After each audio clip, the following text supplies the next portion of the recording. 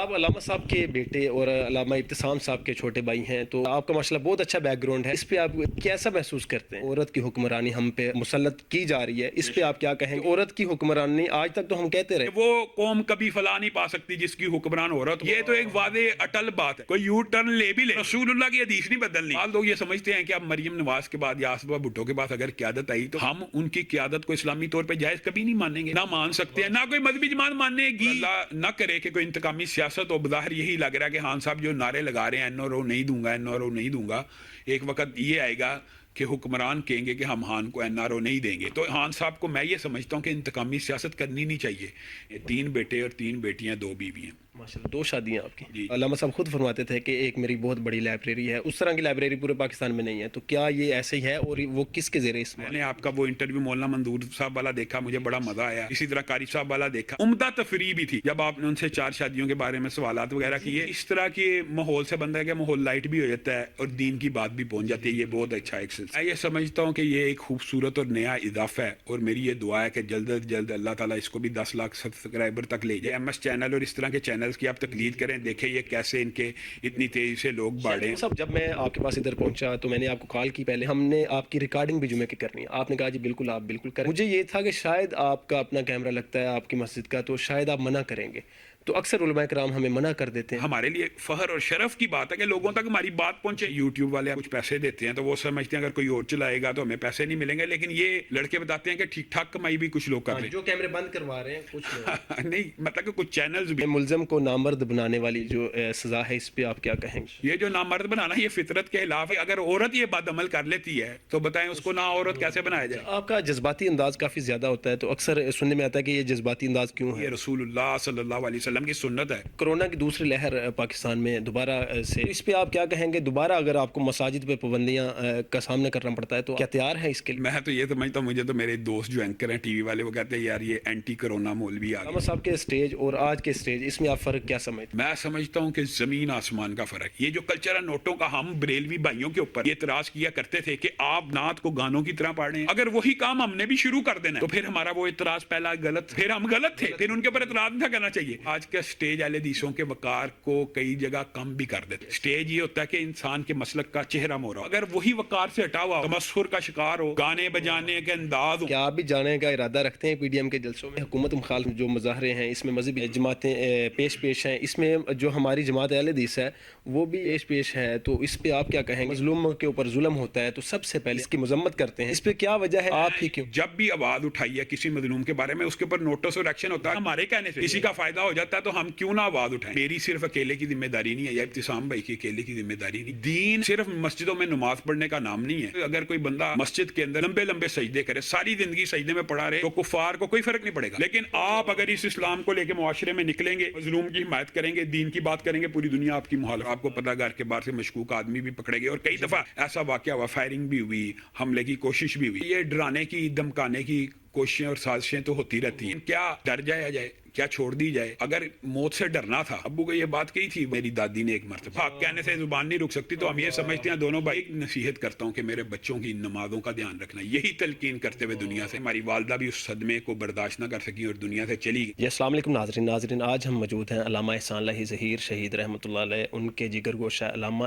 ہشام لاہی ظہیر حافظہ اللہ. ہم ان کے بے حد مشکور ہیں کہ انہوں نے ہمیں ٹائم عنایت کیا اور ہم ان کے پاس آج پہنچے ہیں. آئیے ان سے گفتگو کرتے ہیں کہ علامہ احسان لاہی ظہیر شہید رحمۃ اللہ علیہ جب وہ وفات پائے تو ان کی عمر کیا تھی، اور مختلف سوالات ہیں جو عوام الناس نے بھی ہمیں کامنٹس باکس میں بھی کہا ہے. جی السلام علیکم. وعلیکم السلام ورحمۃ اللہ وبرکاتہ. جی علامہ صاحب کیا حال ہے؟ جی ٹھیک ہے، کرم اللہ کا احسان. اچھا علامہ صاحب، جب علامہ احسان لاہی ظہیر شہید رحمۃ اللہ علیہ وفات پائے تو آپ کی عمر کیا تھی؟ اس وقت میری عمر 8 سال 3 ماہ کے قریب تھی. جی آپ کا جو ہے علامہ صاحب کے ساتھ کوئی ایسا وقت گزرا ہو جو آپ کبھی بھی نہ بھلا پائیں، یا آپ کا وہ آپ کو کیا تلقین کرتے تھے؟ میرا خیال یہ ہے کہ بچپن کے اندر جتنی بھی یادیں ابو جان سے ریلیٹڈ ہیں، ان میں سے کوئی ایک یاد ایسی نہیں جس کو محو کیا جا سکتا. اور اتنی جلدی جب ان کا سانحہ ہوا تو بچپن کی یادیں ایسے ہیں جیسے نقش ہو گئی ہیں. حتیٰ کہ پہلی کلاس تک کے واقعات یاد ہے، جب انہوں نے بھیجا گھڑ سواری کے لیے بھیجنا، جوڈو کراٹے کے لیے بھیجنا، سوئمنگ کروانا. خود ابو جان کے ساتھ ایک زمین تھی ہماری شرک پور میں، وہاں پہ وہ ٹیوبویل میں نہایا کرتے تھے اور کہا کرتے تھے کہ ہمیں سارے بچوں کو کہ میرے اوپر کھڑے ہو جاؤ. اور پھر اس طرح یعنی بچوں کے ساتھ کھیلنا، پیار کرنا، محبت کرنا، الفت کا جو معاملہ تھا، ان میں سے تو کوئی ایک واقعہ بھی ایسا نہیں ہے جسے فراموش کیا جا سکے. جہاں تک بات ہے تلقین کرنے کی، تو میں نے تو بہت بچپن سے اپنے والد محترم سے یہ بات بارہا سنی. امی جان کو بھی کہا کرتے تھے، حالانکہ میری عمر دیکھے میں نے آپ کو بتایا 8 سال سے کچھ اوپر تھی، لیکن نماز کا ناغہ اس عمر میں بھی وہ نہیں تھے کرنے دیتے. حتیٰ کہ جب وہ زخمی تھے تو اسپتال میں انہوں نے مجھے اپنے سینے کے اوپر جب لٹایا تو کہا بیٹا نماز نہیں چھوڑنی، اور امی کو یہ تلقین کی کہ گھر کے اندر کوئی گلدستہ ہے کبھی نہیں وصول کرنا. اور میں ابو کی ٹانگ دیکھ کے رونا شروع ہو گیا. تو کہنے لگے بیٹا کیوں روتے ہو، دیکھو میرا انگوٹھا ہل رہا ہے. حالانکہ ان کی ٹانگ مکمل طور پہ چھلنی تھی، لیکن اس وقت اپنے بچے کی تلیف قلب کے لیے انہوں نے بڑی قوت اور طاقت کا مظاہرہ کرتے ہوئے اپنا انگوٹھا ہلا کے دکھایا. اور پھر میری والدہ کو کہنے لگے کہ میں تمہیں ایک ہی نصیحت کرتا ہوں، انشاءاللہ میں واپس آؤں گا. ویسے ان کو یہ قطعاً گمان نہیں تھا کہ وہ اتنی جلدی دنیا سے چلے جائیں گے، بڑے انرجیٹک اور پرجوش تھے اس ٹائم بھی. لیکن کہنے لگے اگر میں واپس نہ آیا تو ایک نصیحت کرتا ہوں کہ میرے بچوں کی نمازوں کا دھیان رکھنا. یہی تلقین کرتے ہوئے دنیا سے گئے.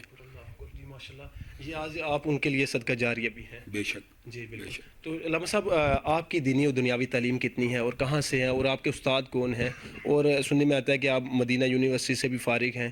تو میں نے ابتدائی جو دنیاوی تعلیم ہے وہ تو کرسچن ماڈل میں ہم تینوں بھائی پڑھتے تھے. ابو جان کا بڑا شوق تھا، اور ابو کے دوست بھی تھے مجید نظامی وغیرہ، تو ابو نے کرسچن میں ہمیں داخل کروایا. لیکن جب ابو دنیا سے چلے گئے تو میری والدہ نے یہ ارادہ کیا کہ وہ مجھے حفظ قرآن کروائیں گی.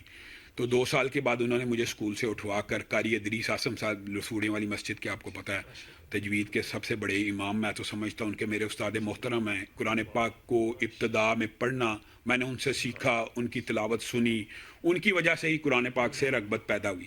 پھر اس کے بعد میں کچھ 2 سال کے لیے ایم کیو فاؤنڈیشن میں داخل ہوا. جب حفظ مکمل کیا تو میٹرک میں نے ایم کیو فاؤنڈیشن سے کیا. پھر دوبارہ جب کالج میں داخل ہوا کرسچن میں داخل ہوا، پھر ایف ایس سی کی. اس کے بعد بی ایس سی میں گورنمنٹ کالج میں داخل ہو گیا. اسی اثناء میں بی ایس سی کے دوران میں نے جامعہ رحمانیہ جو ہے عبد الرحمن مدنی صاحب والا، جہاں پہ اب حسن مدنی صاحب ہوتے ہیں، حمزہ مدنی صاحب، وہاں پہ ثانویہ میں داخلہ لیا اور اس کو کلیئر کیا. اسی اثناء کے اندر یہ دینی تعلیم کی رغبت، شوق حفظ کرنے کے بعد بڑھتا گیا. تو میں نے مدینہ یونیورسٹی میں بھی اپلائی کیا، اور بی ایس سی کے بعد میں نے پنجاب یونیورسٹی میں ایم اے میس کمیونیکیشن میں ریگولر داخلہ لے لیا. پھر وہاں پہ جب میرے ماسٹرز کا بھی رزلٹ نہیں تھا، 1 سال مکمل ہوا، مجھے مدینہ یونیورسٹی سے کال آ گئی کہ آپ کا داخلہ ہو گیا. پھر وہاں سے میں نے مہد اللغہ کیا. لیکن وہاں سے واپس لوٹنے کے بعد ایم اے میس کمیونیکیشن کے بعد میں نے ایم اے عربی کیا، پھر ایم اے اسلامیات کیا، پھر ایم اے سیاسیات کیا، پھر ایل ایل بی کیا، ایڈوکیٹ ہائی کورٹ. ویسے تو سپریم کورٹ کا اس ٹائم میں لائسنس اپلائی کر سکتا ہوں، اس کا آپ کو پتہ ہے پروسیس ہوتا ہے، اس کے اندر وقت نہیں ہے. لیکن اس کے بعد پھر میں نے ایم فل اسلامک اسٹڈیز کیا. اب ارادہ تو ہے، ویسے تو میرا رول نمبر 1 تھا جب میں 2003 کے اندر ایم اے اسلامیات ایم اے عربی کی پی ایچ ڈی میں، لیکن تب میں کاروباری کچھ حالات ایسے تھے کہ ہماری فیملی کے اندر ضرورت تھی کہ کاروبار بھی کیا جائے. تو پھر تب میں نے کچھ عرصہ کے لیے پڑھائی کا سلسلہ ترک کیا اور کاروبار کی طرف توجہ دی. اب انشاءاللہ پی ایچ ڈی کرنے کا بھی ارادہ ہے. انشاءاللہ جی، کیوں نہیں. اور علامہ صاحب آپ کو تحریک حرمت رسول کے سربراہ اور چیئرمین بنایا گیا ہے، تو اس پہ آپ کیا کہیں گے؟ جو تحریک حرمت رسول ہے، حرمت رسول کرنے والے کی سزا کیا ہونی چاہیے؟ میں آپ کو ایک بات یہ کہنا چاہتا ہوں کہ ویسے بنیادی طور پہ میں تو خود اپنے آپ کو اس کا اہل نہیں تھا سمجھتا، لیکن آپ کو پتہ ہے کہ اس وقت ملک کے اندر ایک خلا پیدا ہو گیا ہادم رضوی صاحب کی وفات کے بعد بھی. اور ویسے بھی طریقے حرمت رسول کے اندر آپ کو پتہ ہے ہمارے مسالک کا بہت گہرا کردار ہے. بلکہ اگر آپ یوں کہیں کہ امام ابن تیمیہ وہ پہلے ہیں جنہوں نے توہین رسالت کی شرعی سزا کا موقف اپنایا. اور یہ خوشائند بات یہ ہے کہ فقہ حنفی کے اندر تمام آج عصر حاضر کے جتنے بھی علماء ہیں انہوں نے امام ابن تیمیہ کے اس موقف کو قبول کیا ہے کہ توہین رسالت کرنے والے کی شرعی سزا موت ہونی چاہیے. اور وہ امام ابن تیمیہ اس دور میں اگرچہ احناف کے ہاں یہ بات ایک کچمبے چوبے کی، لیکن اللہ کا شکر ہے آج امت مسلمہ کا اس بات کے اوپر اتفاق ہو گیا ہے. یہ پہلے اہل حدیثوں کا ایک منفرد موقف ہوا کرتا تھا کہ توہین رسالت کی سزا موت ہے، لیکن الحمدللہ آج امت کے اندر یہ موقف مان لیا گیا ہے کہ توہین رسالت کی ایک ہی سزا ہے، وہ سر تن سے جدا ہے. دین مخالف کوئی بھی بات ہوتی ہے، مظلوم کے اوپر ظلم ہوتا ہے، تو سب سے پہلے آپ دونوں بھائیوں کی ماشاءاللہ آواز نکلتی ہے اور آپ اس کی مذمت کرتے ہیں. اس پہ کیا وجہ ہے؟ کوئی اور نہیں نکال سکتا، آپ ہی کیوں؟ میں یہ سمجھتا ہوں کہ شاید اس کی وجہ ایک پس منظر میں ہمارا خاندانی ایک بیک گراؤنڈ ہے اور ہم اس ظلم کا شکار ہوئے ہوئے ہیں، تو ہمیں سب سے پہلے یہ بات اپیل اور اٹریکٹ کرتی ہے کہ کسی کے ساتھ ظلم نہیں ہونا چاہیے. ہم بہت چھوٹے تھے جب ہم نے یہ صدمہ سہا ہے یتیمی کا، اور اس کے بعد ہم یہ سمجھتے ہیں کہ ہماری والدہ بھی اس صدمے کو برداشت نہ کر سکیں اور دنیا سے چلی گئیں. تو شاید وہ ایسے دو واقعات ہیں جو ہمارے ذہن کے اوپر ثبت ہو گئے ہیں اور ہمیں ہر مظلوم کے ساتھ اپنا عکس اس میں نظر آتا ہے. اور اس کے علاوہ بھی ہم دینی طور پہ سمجھتے ہیں اگر ہماری آواز سے کسی بندے کو ریلیف مل جائے، اور اللہ کے فضل و کرم سے آپ نے دیکھا ہے کہ جب بھی آواز اٹھائی ہے کسی مظلوم کے بارے میں اس کے اوپر نوٹس اور ایکشن ہوتا ہے. اگر نوٹس اور ایکشن ہو جاتا ہے ہمارے کہنے سے کسی کا فائدہ ہو جاتا ہے تو ہم کیوں نہ آواز اٹھائیں. اور پھر دوسری بات یہ ہے کہ یہ میری صرف اکیلے کی ذمہ داری نہیں ہے یا ابتسام بھائی کی اکیلے کی ذمہ داری نہیں ہے. یہ بھی آج کل ایک عجیب کنسیپٹ ہے کہ ہم نے دین کے اس اسپیکٹ کو، اس اینگل کو بالکل چھوڑ دیا کہ دین صرف مسجدوں میں نماز پڑھنے کا نام نہیں ہے. میں یہ اکثر کہا کرتا ہوں کہ اگر کوئی بندہ مسجد کے اندر لمبے لمبے سجدے کرے، ساری زندگی سجدے میں پڑا رہے، تو کفار کو کوئی فرق نہیں پڑے گا. لیکن آپ اگر اس اسلام کو لے کے معاشرے میں نکلیں گے، مظلوم کی حمایت کریں گے، دین کی بات کریں گے، پوری دنیا آپ کی مخالف ہو جائے گی. اس کو کہتے ہیں اقامت دین. تو اقامت دین کی جد و جہد، یہ اس کا بنیادی جو ایک پہلو ہے وہ یہ مظلوم کی مدد کی جائے، مظلوم کا ساتھ دیا جائے، بلکہ ظالم کی مدد کے بارے میں بھی جو حدیث آتی ہے اس کو روکنا، اس کی مدد کرنا. جی بالکل. علامہ صاحب آپ حق کے ساتھ ہوتے ہیں تو آپ کو مخالفت کا سامنا بھی کرنا پڑتا ہوگا. یہ تو ایک لمبی چوڑی طویل داستان ہے. آج آپ جس مرکز میں بیٹھے ہیں، جب میں نے اس کی بنیاد رکھی تھی تو شدید مخالفت تھی، بلکہ لڑائی جھگڑے سے زیادہ قتل قتال تک کی دھمکیاں ملتی تھی. اللہ کے فضل و کرم سے ایک کنال سے بنیاد رکھی، آج یہ 6 کنال کے اوپر محیط ہے. اللہ کا شکر ہے، اللہ کا احسان ہے. تو اس راہ کے اوپر میں یہ سمجھتا ہوں سب سے پہلے جو دھمکی آتی ہے نا، وہ قتل ہی آتی ہے اور جان ہی لینے کی آتی ہے. لیکن اس کے اندر بھی میں آپ کو ایک بات بتاؤں، یہ زندگی موت اللہ کے ہاتھ میں. ابو اکثر کہا کرتے تھے کہ کچھ لوگ بستر پہ مر جاتے ہیں، ہسپتالوں میں ایڑیاں رگڑ کے مر جاتے ہیں. موت تو ایسی ہونی چاہیے کہ ایک قطرہ زمین پہ گرے، آسمان سے بخشش کی صدا آ جائے.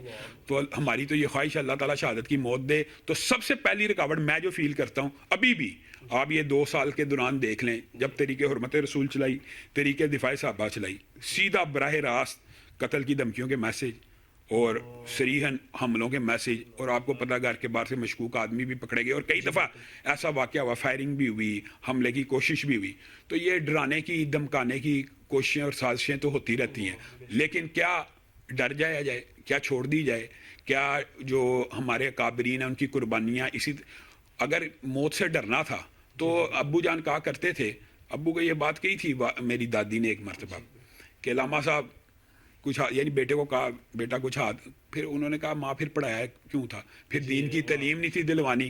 آپ اگر دین کی تعلیم دلوا دی ہے تو اب حق کہنے سے زبان نہیں رک سکتی. تو ہم یہ سمجھتے ہیں دونوں بھائی کہ جان دی ہوئی اسی کی ہے. حق تو یہ ہے کہ حق ادا نہ ہوا. انشاءاللہ جب تک زندہ رہیں گے حق کی بات کریں گے، چاہے کوئی دھمکیاں دے. ہاں ایک بات میں ضرور کہنا چاہتا ہوں کہ ہمارے جو ادارے ہیں سیکیورٹی کے، وہ ان کو اس بات کی طرف توجہ کرنی چاہیے کہ جن لوگوں کو دھمکیاں ملتی ہیں. اچھا میں حیران کن ایک بات آپ کو چلو نجی طور پہ بتاتا ہوں کہ میسج آ جاتے ہیں اداروں کی طرف سے، آپ کی جان خطرے میں. سام بھائی کو بھی آتے ہیں، مجھے بھی. تو جان خطرے میں ہے، صرف یہ میسج کر دینا کافی ہے. یعنی کہنے کا مطلب یہ ہے اس کی سیکیورٹی کس نے فراہم کرنی ہے. یعنی ہمیں بتا دیا جاتا ہے کہ آپ کی جان خطرے میں، اپنی موومنٹ محدود کر دیں، تو سیکیورٹی کس نے دینی ہے؟ تو یہ بنیادی کام ان کا ہے، لیکن ہم بھی اپنی سیکیورٹی کا خیال رکھتے ہیں.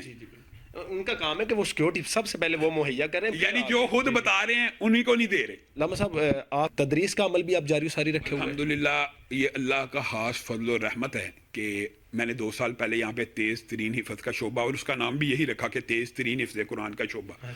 اور اس کے اندر ہم نے میں نے خود آپ کو پتہ ہے ان راہداریوں سے گزرا ہوں تعلیم کی. تو میں نے یہ چند چیزیں محسوس کی تھی کہ جب میں حفظ کیا کرتا تھا، اگرچہ قاری ادریس اعظم جیسے استاد میرا خیال ہے شاید اب دوبارہ نہ ملیں، لیکن ایک چیز تھی جو میں نے نوٹ کی کہ بچوں کی تعداد کلاس میں بہت زیادہ ہوتی ہے، اور استاد جو ہے نا بچوں کو صحیح، ہر بچے کو وہ اٹینشن اور توجہ نہیں دے سکتا. تو میں نے الحمدللہ یہاں پہ حفظ کا ایک ایسا نظام بنایا کہ ہر کلاس میں صرف 15 بچے ہوں. ہماری ہر کلاس میں صرف 15 بچے ہیں، 120 بچے، 8 کلاسیں ہماری مختلف ٹیچر، 8 ٹیچر اس ٹائم میں نے رکھے ہوئے ہیں جو جاری ہیں کلاسیں. اور 15 سے 16 17 جب 20 ہونے لگتے ہیں نئی کلاس بنا دی جاتی ہے. تو ایک اور حیرانگی کی بات یہ ہے کہ یہ 120 بچوں میں سے ایک لڑکا بھی رہائشی نہیں ہے.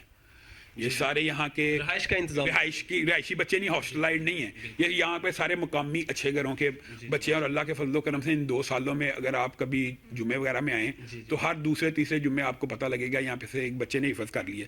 تو یہ اس کا آؤٹ پٹ یہ ہے کہ یہ الگ کلاس ہے. دوسری بات یہ ہے کہ میں نے الحمدللہ سارے لوگ جانتے ہیں، میں نے اس کے والے سے کلپ بھی ریکارڈ کرایا تھا کہ QRF ایک اسکول سسٹم لانچ کیا ہے. یہ ان لوگوں کے لیے ایک تو ہے دینی تعلیم کا ادارہ، میں چاہتا ہوں تیز ترین حفظ کا شعبہ بنے، پھر اس سے آگے انشاءاللہ انہی بچوں کو ہم درس نظامی کا بھی تیز کورس وغیرہ کروائیں گے آگے، وہ بھی پلاننگ میں. لیکن سب سے زیادہ ضرورت یہ ہے کہ بنیادی طور پہ کہ عصری تعلیم یعنی دنیاوی تعلیم کا ایک ایسا ادارہ ہو جس کا ماحول تربیت والا ہو. ہمارے یہاں عصری تعلیم کے ادارے میں نام نہیں لیتا، بڑے اور معاذ اللہ ان کے اندر دیواروں کے اوپر عورتوں کے ناپاک کپڑے لٹکائے جاتے ہیں اور وہ کہتے ہیں اس میں شرم کی بات نہیں ہے.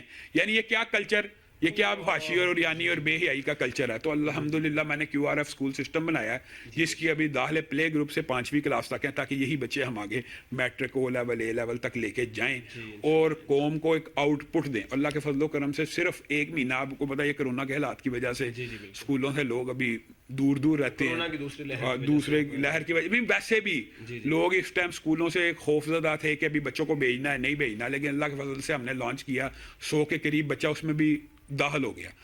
تو انشاءاللہ جب دوبارہ یہ کرونا وغیرہ کا معاملہ ٹھنڈا پڑے گا تو انشاءاللہ یہ انشاءاللہ PDM کے حکومت مخالف جو مظاہرے ہیں اس میں مذہبی جماعتیں پیش ہیں، اس میں جو ہماری جماعت اہل حدیث ہے وہ بھی پیش ہے. تو اس پہ آپ کیا کہیں گے؟ کیا آپ بھی جانے کا ارادہ رکھتے ہیں PDM کے جلسوں میں؟ میرا خیال یہ ہے کہ اس ٹائم تمام مذہبی جماعتوں کو اور سیاسی جماعتوں کو ایک پیج پہ ہونا چاہیے. اگر موقع آیا تو میں یہ بھی کہنا چاہتا ہوں کہ جماعت اسلامی کو بھی سولو فلائٹ ترک کرنی چاہیے. اپوزیشن کا جو مجموعی دھارا ہے اس کا ساتھ دینا چاہیے. مولانا فضل الرحمان، ساجد میر صاحب، انس نورانی صاحب، یعنی 3 مسالک کی نمائندہ جماعتیں تو موجود ہیں. تو جماعت اسلامی کو اس سے باہر نہیں رہنا چاہیے کیونکہ ایک مجموعی قومی سوچ اور فکر ہوتی ہے. جماعت اسلامی نے اگرچہ یہ سٹینڈ لیا ہوا ہے کہ مولانا فضل الرحمان اور ساجد میر صاحب ان لوگوں کے ساتھ مل گئے ہیں جن کے اوپر پہلے کرپشن وغیرہ کے الزامات ہیں. اس ٹائم ملک بچانے کے لیے، خان صاحب کے نظریات کے آگے بند باندھنے کے لیے، آپ کو میں ایک بات بتاتا ہوں، مذہبی جو لوگ ہیں، سیاسی کئی دفعہ لوگ یہ ہماری بات کو صحیح ریڈ نہیں کر پاتے. آپ تو مذہب پسند لوگ ہیں، جتنی آپ کو پتہ ہے اس جب مذہب پسندوں کے اوپر سختی خان صاحب کے دور میں ہوئی ہے وہ تو مشرف کے دور کو پیچھے چھوڑ گیا. آپ کو پتا وقف املاک کا جو بل آ گیا ہے اس کا مطلب یہ ہے کہ کوئی بندہ مسجد ہی نہیں بنا سکتا. حکومت ہر مسجد کی مالک اور مدرسے کی مالک. حکومت تو یہ چاہتی تھی کہ خطیب خطبہ بھی وہ دے جو ہم لکھ کے دیں. اس ٹائم حکومت کی جو سوچ ہے وہ بڑی نیگیٹو ہے مذہبی والے سے. چونکہ آپ یہ دیکھیں ہم تو سیاست کے اندر بھی اپوزیشن میں شامل ہوئے ہیں لیکن بنیادی طور پہ مذہبی جماعتوں کا جو ٹارگٹ ہوتا ہے وہ اپنی کمیونٹی کا تحفظ دینا ہوتا ہے. تو مولانا فضل الرحمان اور ساجد میر صاحب کے بارے میں یہ کہتے رہے ہیں یہ جی نواز شریف کی سپورٹ کر رہے ہیں، زرداری کی سپورٹ کر رہے ہیں. بنیادی طور پہ مذہب پسند لوگ اپنا دفاع کر رہے ہیں. اس جب مسجد اور مدرسے کا دفاع آپ کو پتا ہے مسجد توحید کا واقعہ اسلام آباد میں ہو چکا، مندر اسلام آباد میں بننے کی، آسیہ ملونہ کو یہاں سے بگایا گیا. آپ بتائیے کون سی ایسی بات ہے کہ مذہب پسندوں والی خان صاحب نے ریاست مدینہ کا تو نعرہ لگایا لیکن اسلام کی طرف کون سا قدم اٹھایا؟ خان صاحب نے پورا الیکشن آفیہ صدیقی کے نعرے کے اوپر لڑا، پورا الیکشن، اور جب سے حکمران بنے اس کا نام نہیں لیا. آفیہ کو نہیں چھڑایا، آسیہ کو بگا دیا اور وہ فرانس کے وزیر اعظم کے ساتھ بیٹھی گپ شپ لگا رہی تھی. تو مسلمانوں کے کلیجے نہیں. تو میں یہ پیغام دینا چاہتا ہوں کہ مذہبی جماعتوں کو، جماعت اسلامی کو بھی، تمام مذہبی جماعتوں کو اپوزیشن کا ساتھ دینا چاہیے اور ان جلسوں میں شامل ہونا چاہیے. اور خان صاحب یہ دیکھیں یہ قانونی، آئینی اور دستوری حق ہے. یہاں تو آپ آئین کے اندر ترمیم کر دیں کہ پاکستان کے اندر احتجاج کا حق نہیں ہوگا. اگر احتجاج اور جلسوں کا حق ہے تو خان صاحب کو بھی چاہیے کہ یہ بات نہ کریں کہ کرونا ان کو اپوزیشن کے جلسوں میں نظر آتا ہے یا اسکولوں میں نظر آتا ہے. علامہ صاحب اکثر دیکھا گیا ہے کہ مخالفت اس وجہ سے کی جاتی ہے کہ عورت کی حکمرانی ہم پہ جو مسلط کی جا رہی ہے. اس پہ آپ کیا کہیں گے کہ عورت کی حکمرانی آج تک تو ہم کہتے رہے ہیں کہ بے نظیر ایسے تھی، بے نظیر ایسے تھی، تو آج آپ کیا کہیں؟ میں آپ کو ایک بات بتاتا ہوں، مذہبی جماعتوں کا یہ جو سٹینڈ ہے، بعض لوگ یہ بھی تحفظات کا شکار ہیں کہ شاید یہ سٹینڈ بدل گیا ہے. یہ سٹینڈ مذہبی جماعتوں کا نہیں ہے، یہ محمد رسول اللہ صلی اللہ علیہ وسلم کا سٹینڈ ہے. مذہبی جماعتیں کوئی مکر جائے, کوئی یو ٹرن لے بھی لے, تو رسول اللہ کی حدیث نہیں بدلنی کہ وہ قوم کبھی فلاح نہیں پا سکتی جس کی حکمران عورت ہو. یہ تو ایک واضح اٹل بات ہے. بعض لوگ یہ سمجھتے ہیں کہ اب مریم نواز کے بعد یا آصفہ بھٹو کے پاس اگر قیادت آئی تو ہم ان کی قیادت کو اسلامی طور پہ جائز کبھی نہیں مانیں گے, نہ مان سکتے ہیں, نہ کوئی مذہبی جماعت مانے گی. یہ خام ہے علی ہے, لوگوں نے اشکال ڈالا ہوا ہے. یہ دیکھیں جی, اب مجھے بتائیں ساجد میر صاحب نے یا مولانا فضل الرحمان نے یا انس نورانی نے کون سی عورت کی حکمرانی کو جائز کرنے کا فتویٰ دیا؟ نہیں دیا. تو جب فتویٰ آ جائے تب بات کی جائے, تو اس سے پہلے بات ہی نہیں. علامہ صاحب آپ کیسے سمجھتے ہیں کہ آج کل کی جو غریب عوام ہے خان صاحب کی حکومت میں انہوں نے کیا کھویا کیا پایا, اس پہ آپ کیا کہیں؟ آپ حیران ہو جائیں گے, اس ٹائم پاکستان انفلیشن میں نمبر 1 ہے. تو یہ خان صاحب کا ساری کرم نوازیاں, تو رحم کی اپیل ہونی چاہیے. اس خطے میں, میں پوری دنیا کی بات نہیں کر رہا, اس خطے میں نیپال ہم سے آگے ہے انفلیشن میں, یعنی اس کا ریٹ کم ہے, مالدیو کا کم ہے, انڈیا کا کم ہے, سری لنکا کم, ہم کہاں کھڑے ہیں. میں تو کہتا ہوں یہ غریب کش حکومت آئی ہے. اب میں آپ کو ایک جنرلی بات بتاؤں, جو انقلابی نوعیت کے لیڈر ہوتے ہیں نا, وہ مشکل فیصلے لیتے ہیں. اگر خان صاحب آتے ساتھ عوام کو سوئی گیس, پانی, بجلی کے بلوں میں ریلیف دیتے تو لوگوں نے ان کے ساتھ چلنا تھا. یہ بھی لوگوں کو امیدیں تھی.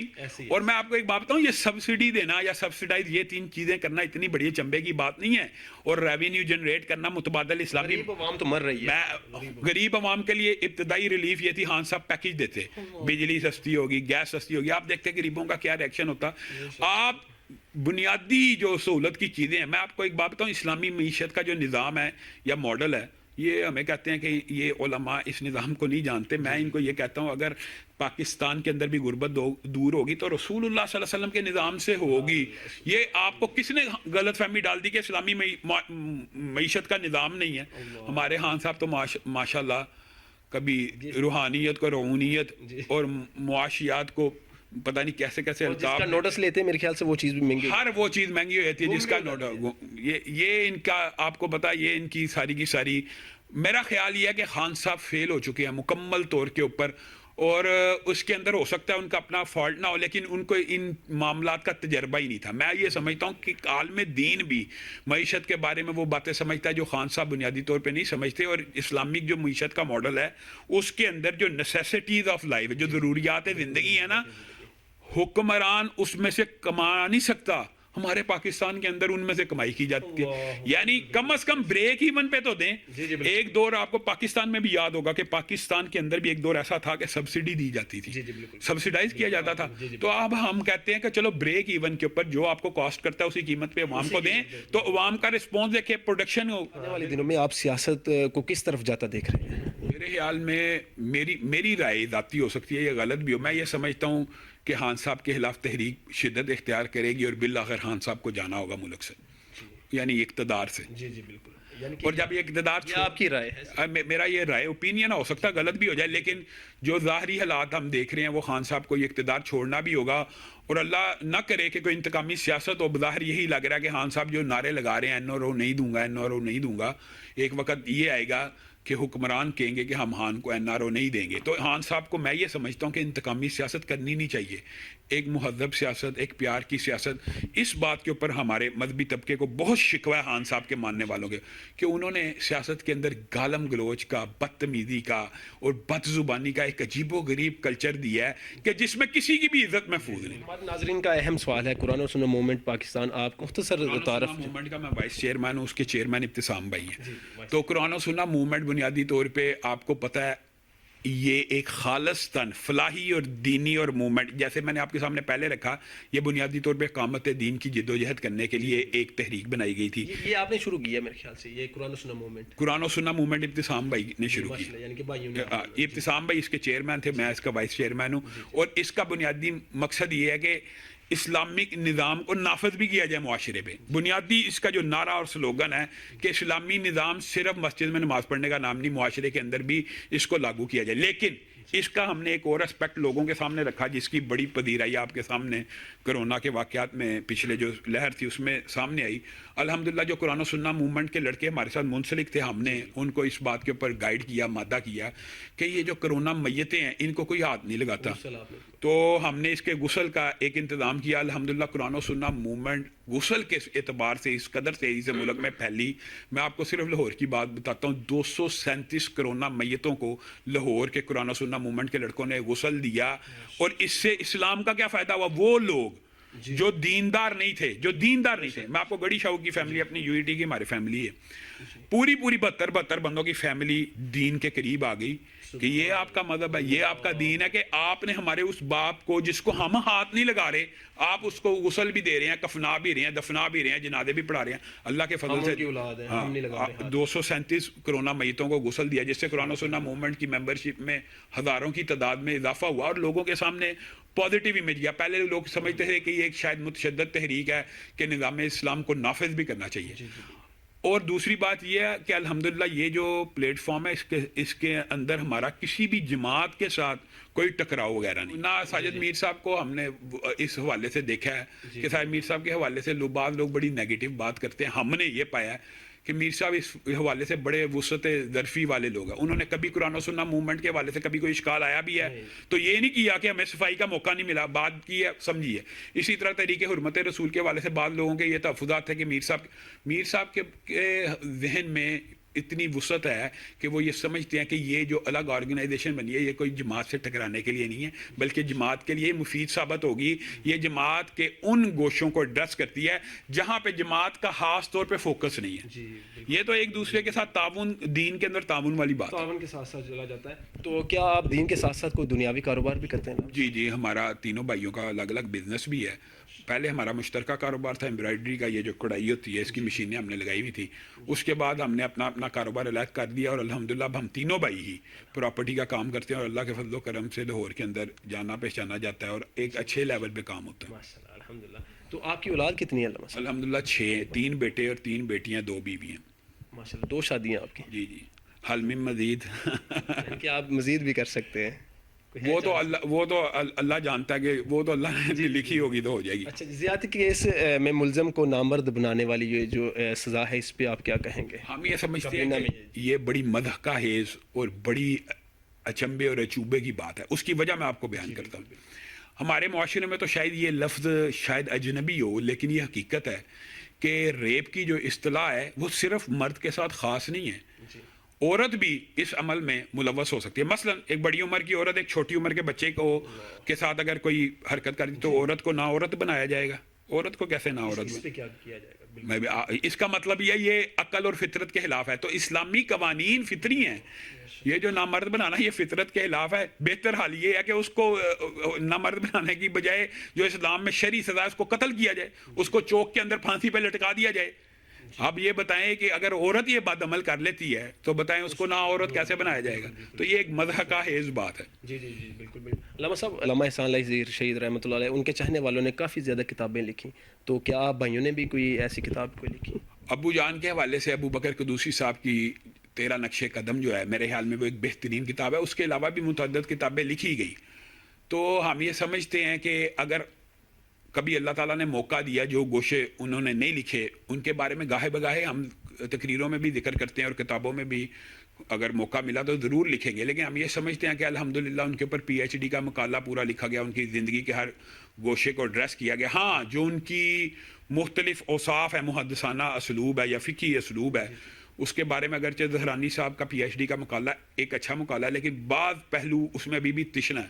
تو انشاءاللہ PhD لیول یا MPhil لیول کی اسٹڈیز ان کی زندگی کے اوپر ضرور ہونی چاہیے اور اگر کبھی موقع ملا انشاءاللہ ہم بھی اس کے اندر کنٹریبیوٹ کریں گے. انشاءاللہ. سننے میں آتا ہے کہ علامہ صاحب خود فرماتے تھے کہ ایک میری بہت بڑی لائبریری ہے, اس طرح کی لائبریری پورے پاکستان میں نہیں ہے. تو کیا یہ ایسے ہی ہے اور وہ کس کے زیر استعمال؟ میرے خیال میں فرق کے موضوع کے اوپر آج بھی پاکستان میں اس سے بڑی لائبریری نہیں ہوگی، لیکن چونکہ وہ مطبوعات اب پرانی ہو گئی ہیں، وہ لائبریری الحمدللہ ابھی بھی لارنس روڈ ابتسام بھائی کا جو مرکز ہے، لارنس روڈ کا مرکز ابتسام بھائی اس کی ادارت اور مدیر وہ ہیں، اور اس کے سارے انتظام و انصرام وہ کرتے ہیں. تو یہ لائبریری لامحالہ طور پہ وراثتی طور کے اوپر بھی سب سے پہلے ابو جان ہی کا وہ مرکز تھا، ان کی بنیاد تو ادھر شفٹ ہوئی، تو وہ آج بھی ادھر قائم و دائم ہے، اور وہاں پہ لوگوں کو فیسیلیٹیٹ اب کیا گیا کہ جو مرضی آئے فرق کے موضوع کے اوپر. اس سے بڑی لائبریری پورے پاکستان میں شاید ابھی بھی نہ ہو، اگرچہ وہ مسودے کچھ پرانے ہو چکے ہیں، لیکن جن لوگوں نے اسٹڈی کرنی ہوتی ہے، جو اصل نسخوں کی طرف جانا چاہتے ہیں، وہ آج بھی آ کے وہاں سے فائدہ حاصل کرتے ہیں. ماشاءاللہ ماشاءاللہ. اچھا، آپ کا جذباتی انداز کافی زیادہ ہوتا ہے، تو اکثر سننے میں آتا ہے کہ یہ جذباتی انداز کیوں ہے؟ مجھے اکثر لوگ یہ کہتے ہیں کہ آپ کو جب ہم ٹی وی پہ دیکھتے ہیں تو پہچان ہی نہیں پاتے کہ آپ وہی ہیں، کہ میں آپ کو ہاں جو ممبر پہ ہوتے ہیں. تو اس کا ایک میں مختصر سا یہ جواب دیتا ہوں کہ ہر وقت دھیمی گفتگو کرنا یا ہر وقت جذباتی گفتگو کرنا بھی مناسب نہیں ہوتا. آپ ٹی وی کے اوپر بیٹھ کے آپ تقریر اس طرح نہیں کر سکتے، لیکن ممبر کے اوپر بیٹھتے ہیں جب آپ نے، تو آپ نے سنت رسول کے قریب تر گفتگو کرنی ہے. یہ لوگوں کا بڑا وہم ہے اور اشکال ہے، خاص طور پہ جو ایتھیسٹ اور ملحد لوگ ہیں نا، وہ یہ اعتراض کرتے ہیں کہ یہ مولوی چیخ کے بول رہے ہیں، اونچی بول رہے ہیں جذباتی، حالانکہ ان کو بدبختوں کو یہ علم نہیں ہے رسول اللہ صلی اللہ علیہ وسلم کی سنت ہے، اور علماء اس کو کاپی کرنے کی کوشش کرتے ہیں. جو ہمارے باو اجداد نے، جو احادیث سے میں ملا کہ رسول اللہ اس طرح درس اور واعظ دیا کرتے تھے کہ ان کی رگیں پھول جایا کرتی، چہرہ سرخ ہو جاتا، حتیٰ کہ وہ لوگوں کو ایسے ڈراتے تھے جیسے عذاب اس پہاڑ کے پیچھے.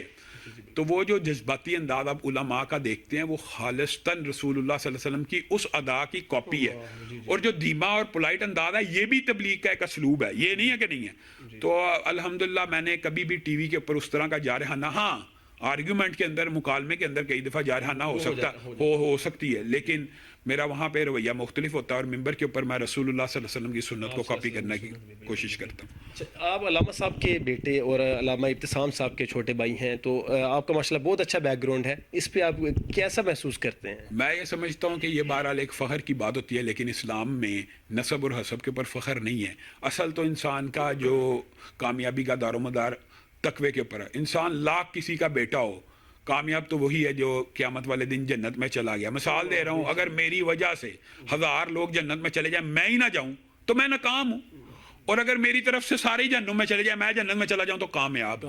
اس کا مطلب یہ ہے کہ بنیادی طور پہ حسب نسب کا انسان کو بیک گراؤنڈ کا بہت بڑا فائدہ ضرور ہے، لیکن صرف دنیا میں، اور وہ بھی چند لمحات کے لیے، چند معاملات میں. اور کئی دفعہ چلیں بات آئی ہے، کئی دفعہ اس کا نیگیٹو امپیکٹ بھی ہوتا ہے، یہ بھی بتاؤں. ہاں کہ وہ سمجھ لیں کہ لوگوں کی توقعات بندے سے بہت زیادہ ہائی ہو جاتی ہیں پہلے سے.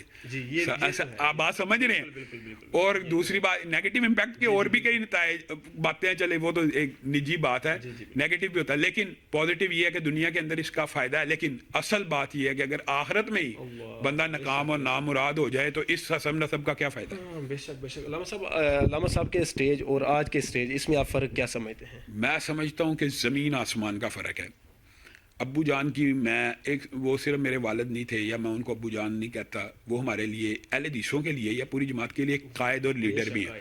آپ ان کی تقریریں آج بھی سنیں تو آپ کو ایک نیا ولولہ تازہ ملتا ہے، آپ کے جذبات جوان ہوتے ہیں، جینے کی امنگ اور بہادری دلوں میں پیدا ہوتی ہے. یہ ایک نیچرل سی بات ہے، ان کی تقریر دلوں سے خوف نکال دیتی ہے، یہ آپ نے نوٹ کیا ہوگا. تو آپ اس سٹیج کی سنجیدگی، متانت اور وقار کا اندازہ یہ کریں کہ علامہ احسان اللہ دیر صاحب بیٹھے ہوئے ہیں، یزدانی صاحب رحمہ اللہ بیٹھے ہوئے ہیں، مولانا محمد حسین شیخ پوری، مولانا عبداللہ شیخ پوری، کوئی ان میں سے ایک بندہ ایسا نہیں ہے جو آپ کو سنجیدگی سے ہٹا. ہاں گفتگو کے دوران ایک ہلکے پھلکے جملے علامہ صاحب بھی بول دیا کرتے تھے، یزدانی صاحب بھی بول. ایک یہ جملہ بولنا کہ لوگوں کی اٹینشن میری طرف آئے اور لوگ ہنس پڑیں، یہ اس میں مذائقے کی بات نہیں ہے. لیکن جو پوری گفتگو ہوتی ہے وہ سنجیدگی کے اوپر مبنی ہے، وہ نچوڑ ہے، وہ مشن ہے، وہ نظریہ. اسی وجہ سے، اسی سٹیج کی وجہ سے آپ نے دیکھا کہ پاکستانی معاشرے کے اندر اہل حدیث کو جو مقام و مرتبہ ملا، یہ اسی سٹیج کی اور اسی سٹیج کی سنجیدگی، متانت اور وقار کی وجہ سے.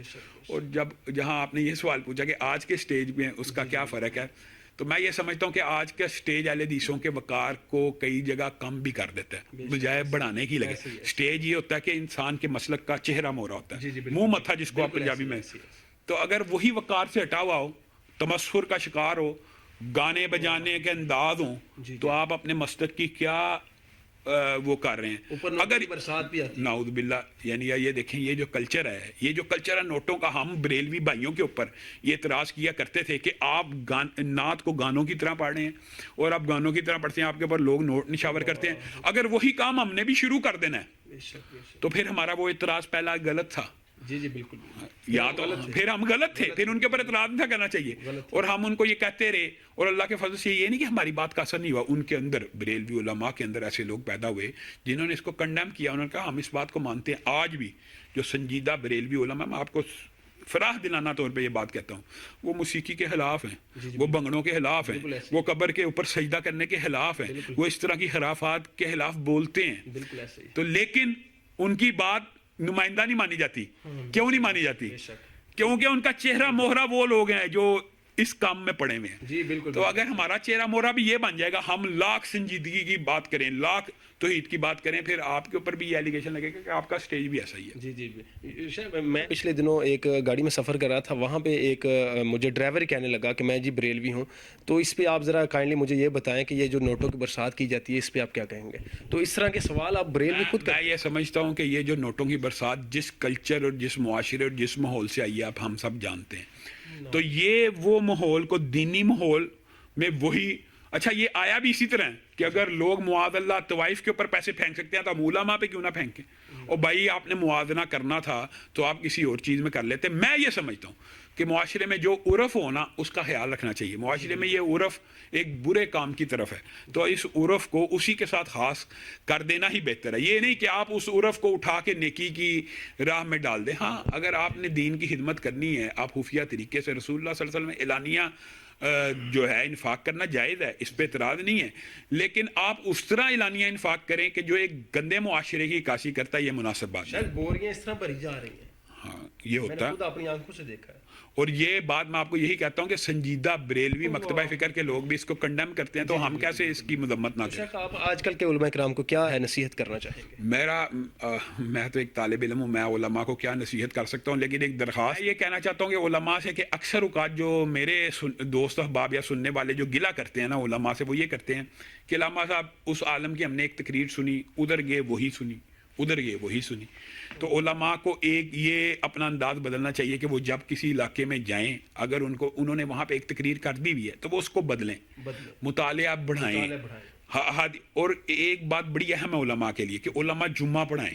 جب انسان جمعہ پڑھاتا ہے نا تو اس کا مطالعہ یہ نہیں ہو سکتا بندہ ہر جمعہ ایک پڑھا دے. جب آپ تیسرا جمعہ پڑھائیں گے ایک, تو وہ تو آپ کو عوام ہی نہیں کھڑی ہونا, تو آپ کو لامحالہ مطالعہ کرنا پڑے گا. تو جب آپ کا مطالعہ وسیع ہو جائے تو آپ کو نئی تقریر کرنے میں دقت اور مشکل پیش نہیں آتی.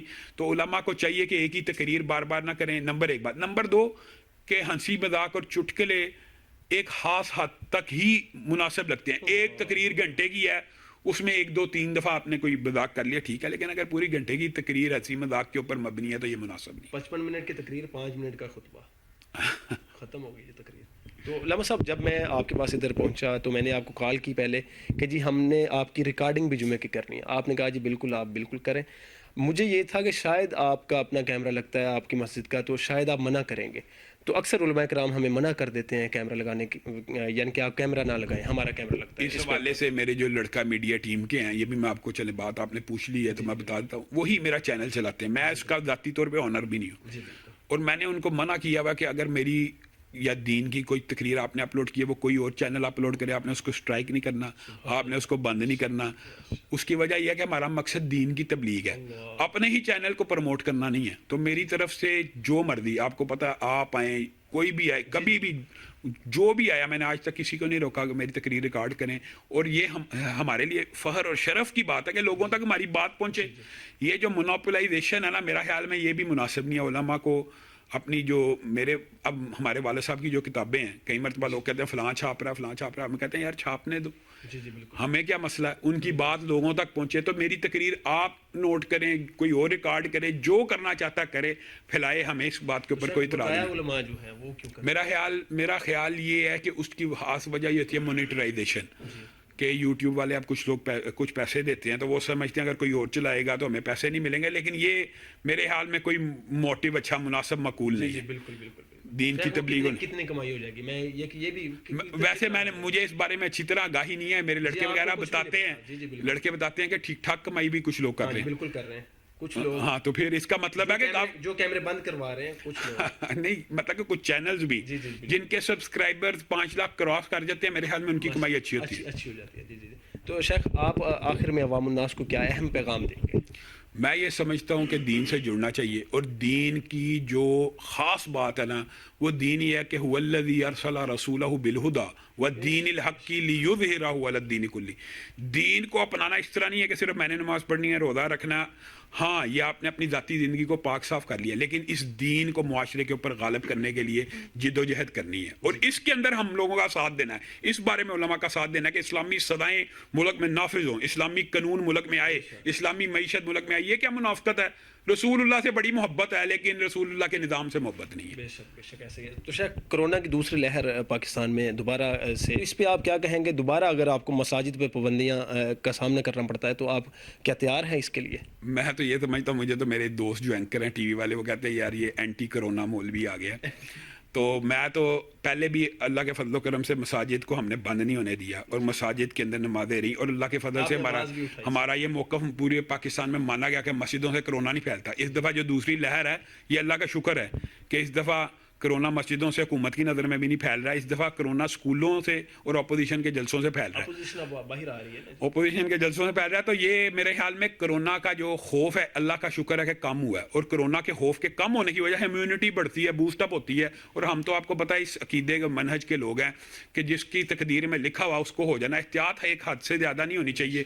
آپ دعائیں پڑھیں، ذکر اذکار کریں، ماسک لگا لیں، اور کیا کرنا ہے۔ جی علامہ صاحب، دور حاضر میں آپ M S Islamic movie channel کو کیسا سمجھتے ہیں؟ میں یہ سمجھتا ہوں کہ یہ ایک خوبصورت اور نیا اضافہ ہے، اور میری یہ دعا ہے کہ جلد از جلد اللہ تعالیٰ اس کو بھی 10 لاکھ سبسکرائبر تک لے جائے، اور جتنے آپ کے یہ سبسکرائبر بڑھیں گے، آپ کی ابلاغ اور دین کی بات تیز تر پہنچے گی۔ مجھے پتہ لگا کہ 80,000 سے زائد سبسکرائبر ہو گئے ہیں، تو یہ بھی ایک بڑی خوشائند بات ہے۔ جتنے اسلامک چینل، اچھا یہ بھی میں بات بتاؤں، فیس بک سے یہ میڈیم بہتر ہے۔ فیس بک کے اوپر بہت زیادہ پابندی ہیں، بہت زیادہ جلدی اکاؤنٹ بلاک ہو جاتے ہیں، تو یوٹیوب کے اوپر اتنی جلدی نہیں ہوتے۔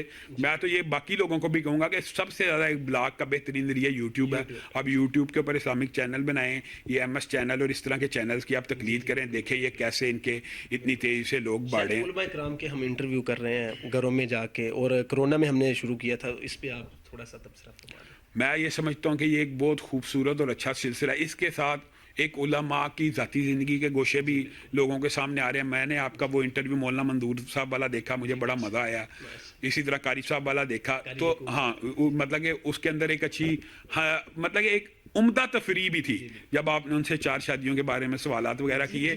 تو یہ اس طرح کے ماحول سے بندہ ہے کہ ماحول لائٹ بھی ہو جاتا ہے اور دین کی بات بھی پہنچ جاتی ہے۔ یہ بہت اچھا ایک سلسلہ۔ جی ناظرین، ہمارے ساتھ موجود تھے علامہ ہشام لاہی ظہیر حافظہ اللہ، اور آپ نے مکمل جو ان کے سوالات تھے آپ نے ملاحظہ فرمائے۔ مزید اس طرح کی ویڈیو کے لیے ہمارا چینل سبسکرائب کریں۔ السلام علیکم۔